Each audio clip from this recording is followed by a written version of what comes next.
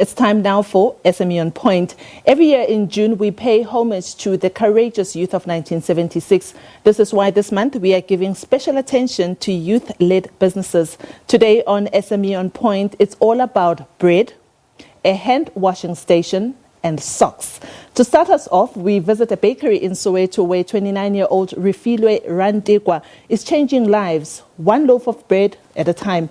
This is Refiloe's story, edited by my colleague Ngobile Shabalala. It was the constantly rising price of bread that inspired Refiloe Rantekoa to do something about it. He understood that his community of White City Jabavu in Soweto would not afford an expensive staple. As a young person who's always been into business, I quite liked the bread thing, that it's going to be something that's going to bring relief to the society, particularly us in the township. So I had those guards of going to the bank and ask for a personal loan because I was employed on a full-time basis. So since I started this business, part of my heart now likes it because we provide the people with quality bread at everyday basis. The most inspiring part about Rantekoa's journey is the number of people he employs to churn out more than 700 loaves of bread a day.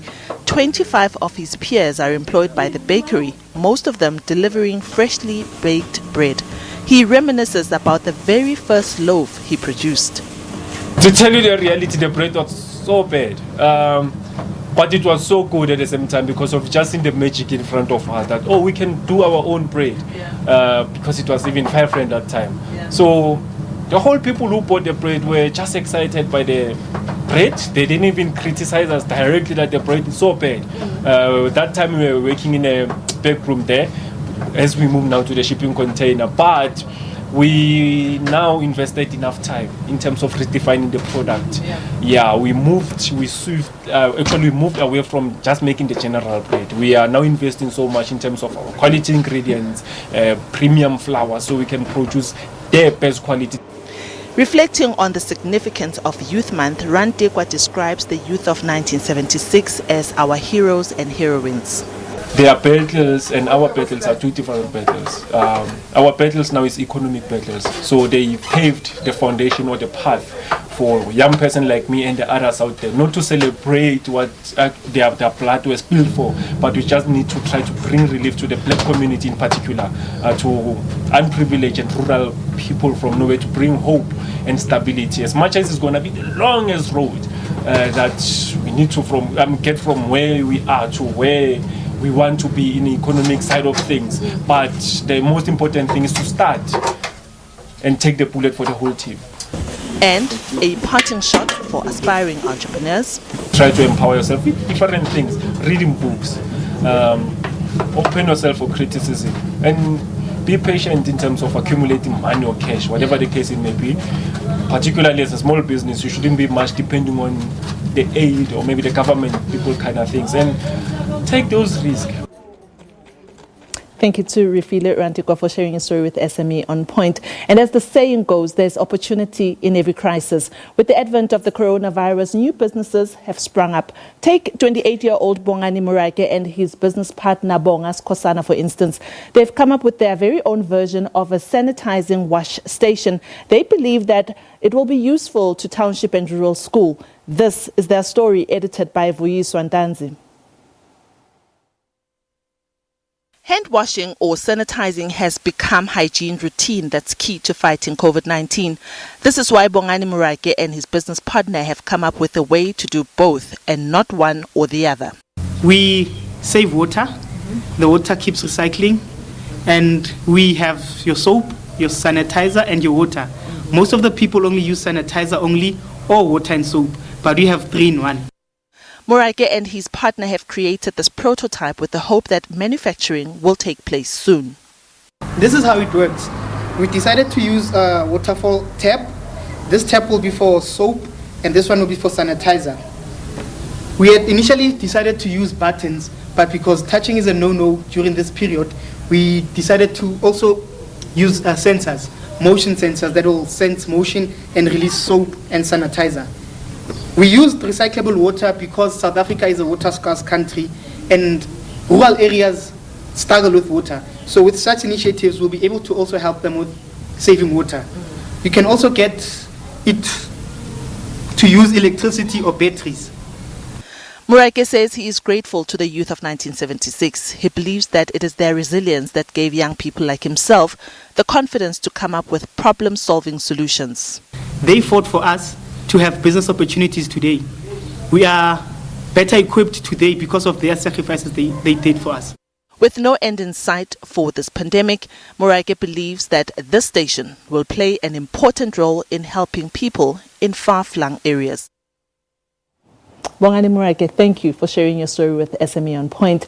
So while it is highly encouraged for the youth to explore entrepreneurship, the reality is that it is not an easy journey. It can be a lonely road with thorny paths, just like 29-year-old Sbusiso Ngwenya, the founder behind the brand Skinny Sbu Socks, has learned.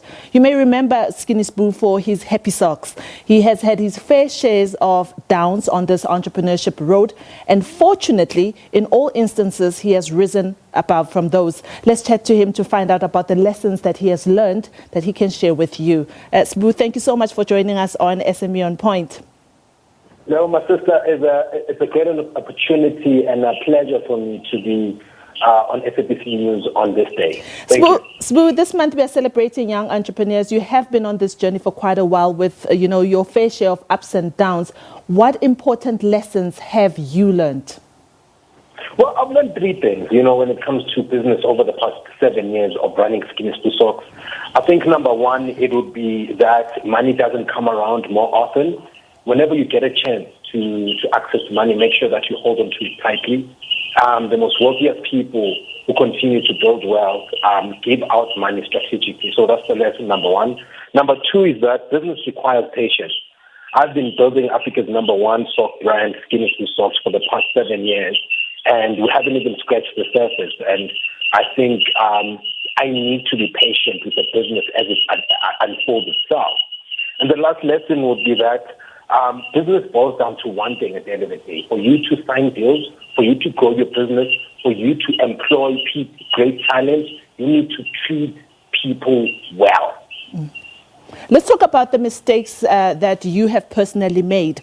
How can others avoid the mistakes? There are some common mistakes in perhaps how we use the money that we get, whether it's for expansion of a business or whatever. How have you been able to avoid or come across those, and how can you help people to avoid those in future?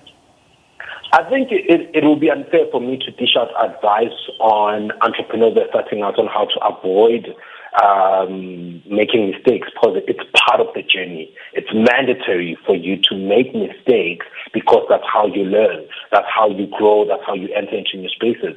It's even harder for me to dish out advice because not everybody has been in my position. Not everybody has been a 24-year-old who's running a national brand that is accessible to everybody. So it's a bit of I think it wouldn't hit everybody, but I just think people should enjoy the journey. Try to get a mentor, someone who's going to show you where to go and how to do this thing called business, and be teachable, and most importantly, have fun. Business is a great, fun sport that is meant to be enjoyed.